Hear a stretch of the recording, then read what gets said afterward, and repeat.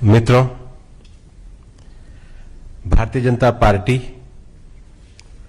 प्रधानमंत्री श्री नरेंद्र मोदी जी को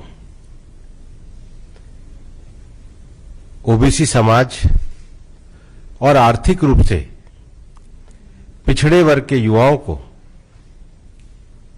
उनके नेतृत्व में मेडिकल कॉलेज की पीजी और यूजी क्लासेस में एडमिशन देने का निर्णय माननीय प्रधानमंत्री नरेंद्र मोदी जी के नेतृत्व में किया गया है। उसके लिए उनको बधाई देती है और उनका अभिनंदन करती है। ये एक ऐतिहासिक अवसर है कि लंबे समय से देश में समतामूलक समाज की स्थापना के लिए समाज के सभी वर्गों को समाहित करते हुए समरस भारत की रचना को करने के लिए बहुत सारे निर्णय एक लंबे समय से पेंडिंग थे। प्रधानमंत्री जी के नेतृत्व में उनको पूरा करके सरकार ने सामाजिक समरसता का, समतामूलक समाज का और सभी वर्गों की भागीदारी को सुनिश्चित करने के जो संवैधानिक दायित्व उनको पूर्ण करने का प्रयास किया है। हम ये भी जानते हैं कि पिछड़ा वर्ग का जो आयोग था उसको संवैधानिक आयोग देने की मांग एक लंबे समय से पेंडिंग पड़ी थी। यूपीए सरकार के 10 साल निकल गए लेकिन उसको संवैधानिक आयोग का दर्जा नहीं दिया गया। माननीय प्रधानमंत्री जी के नेतृत्व में पिछड़ा वर्ग आयोग को संवैधानिक आयोग का दर्जा दिया गया। देश में एक लंबे समय से इस बात की भी मांग पेंडिंग थी कि जो सामान्य समाज के जो गरीब लोग हैं, आर्थिक रूप से जो कमजोर हैं, उनको भी संवैधानिक आरक्षण दिया जाए और इस विषय को भी माननीय प्रधानमंत्री जी के नेतृत्व में 10% आरक्षण आर्थिक रूप से कमजोर सामान्य वर्ग के लोगों को दिया गया।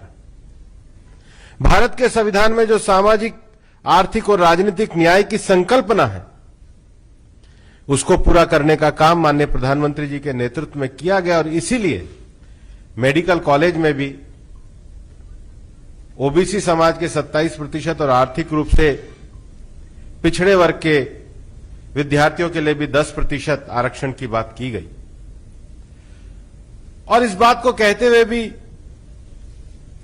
संतोष होता है कि माननीय प्रधानमंत्री जी के नेतृत्व में जो हमारी जिस प्रकार से ये सरकार चली है, उस सरकार के अंतर्गत पिछले भी ट्रिपल तलाक का अधिकार दिया गया। ये सब विषय भारत में एक लंबे समय से सामाजिक दृष्टि से, आर्थिक दृष्टि से कमजोर वर्ग के लोग जिस प्रकार से शासन में भागीदारी के साथ साथ विकास के मार्ग पर बढ़ना चाहते थे, सबका साथ, सबका विकास और सबका विश्वास की नीति को लेते हुए सरकार ने दृढ़ता के साथ उस पर कदम उठाए हैं। आज भले ही कांग्रेस कुछ भी कहे, लेकिन कांग्रेस का इतिहास इस बात को दर्शाता है कि कांग्रेस ने 1950 से लेकर 1977 तक, जब वो 74 तक वो पूरे देश के शासन में रहे और उसके बाद भी पिछड़ा वर्ग आयोग को, चाहे काका कालेलकर की रिपोर्ट हो, चाहे मंडल आयोग की रिपोर्ट हो, उसको लागू नहीं किया। कांग्रेस ने कभी भी आर्थिक रूप से सामान्य समाज वर्ग के जो लोग हैं उनको समाज की मुख्य धारा में आगे बढ़ाने के लिए उनके लिए भी किसी प्रकार की नीति को लागू नहीं किया गया। और इतना ही नहीं, मैं तो ये कहना चाहूंगा कि ये कांग्रेस के संसदीय परंपरा के आचरण पर एक धब्बा लगाने जैसा प्रश्न चिन्ह है कि जब पहली बार देश के मंत्रिमंडल में माननीय प्रधानमंत्री जी के नेतृत्व में एक बड़ी संख्या में ओबीसी समाज के लोग, दलित समाज के लोग, ट्राइबल समाज के लोग, सामान्य समाज के लोग और सबसे बड़ी संख्या में महिला वर्ग इस मंत्रिमंडल में जब आए और संसद के सामने जब उनका परिचय कराना था, तो कांग्रेस ने अपने दुर्भाग्यपूर्ण आचरण से, संसदीय परंपरा की मर्यादाहीनता के आचरण से उन महिलाओं का परिचय भी नहीं होने दिया। ये संसदीय परंपरा और मर्यादा को तोड़ने का काम कांग्रेस के द्वारा लगातार किया जाता रहा है और इसलिए भारतीय जनता पार्टी की सरकार माननीय प्रधानमंत्री जी के नेतृत्व में सभी वर्गों को सामाजिक न्याय के लिए, सभी वर्गों के आर्थिक उत्थान के लिए पूरी तरीके से समर्पित है। और माननीय प्रधानमंत्री जी ने जिस प्रकार से हमेशा संकल्प किया है कि उनकी सरकार गरीबों के कल्याण के लिए समर्पित है, शासन में गरीबों तक उनकी योजनाओं को पहुंचाने के साथ ही साथ अपनी सामाजिक नीतियों के माध्यम से उनको अवसरों में भी उसी प्रकार की उपलब्धता प्रदान की गई है और इसके लिए हम सब माननीय प्रधानमंत्री जी का अभिनंदन करते हैं। विकास सर, ये महाराष्ट्र मिला है, इसका विरोध विरोधी पार्टियां नहीं कर पा रही हैं, लेकिन उनका आरोप भी जरूर है कि उत्तर प्रदेश विधानसभा चुनाव को देखते हुए ओबीसी वोट को साधने के लिए मोदी सरकार ने अब ये फैसला किया है। जो विरोध करने वाली पार्टियां हैं उनको मैं पूछना चाहता हूं कि जो कल तक सामाजिक न्याय के नाम पर लड़ाई लड़ते थे, क्या उनका समाज केवल उनके परिवार तक सीमित हो गया? क्या उनकी राजनीति उनके परिवार तक सीमित हो गई है?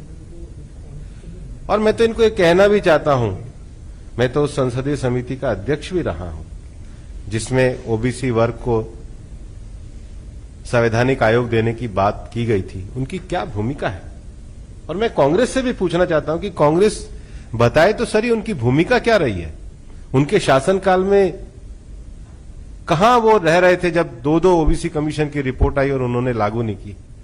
उनके सारे विषय राजनीतिक हैं और उनके भी जो विषय हैं ये उनके व्यवहार और विचार और उनके विरोधाभास को भी दर्शाता है। और कोई प्रश्न? विषय यही है।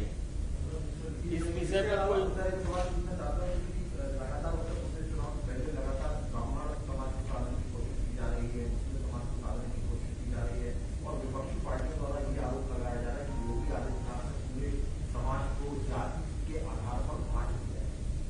हम सबका साथ, सबका विकास और सबका विश्वास की राजनीति को लेकर के आगे बढ़ते हैं।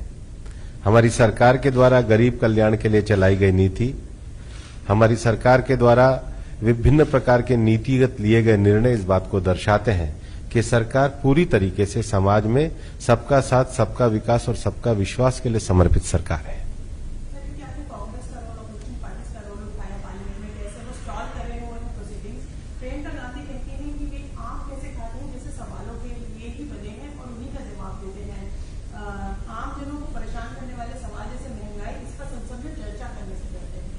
चर्चा कर रहे हैं वो तो नारे लगा रहे हैं। चर्चा करने वाले तो अपने स्थान पे खड़े होते हैं। सरकार तो हर प्रश्न का उत्तर दे रही है। प्रश्न काल में प्रश्न पूछने वाले वैल में होते हैं, उत्तर सदन के पटल पे होता है। तो जिनको उत्तर सुनना है वो कम से कम जाके उत्तर तो सुने।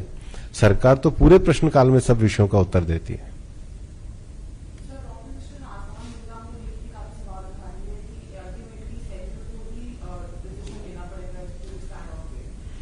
सरकार पूरी तरीके से सभी विषयों के लिए संवेदनशील है।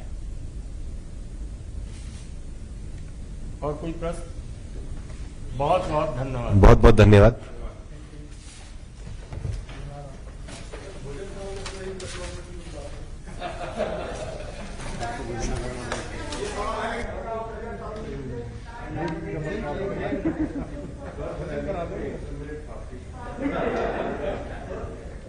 आपने 10 बजे करा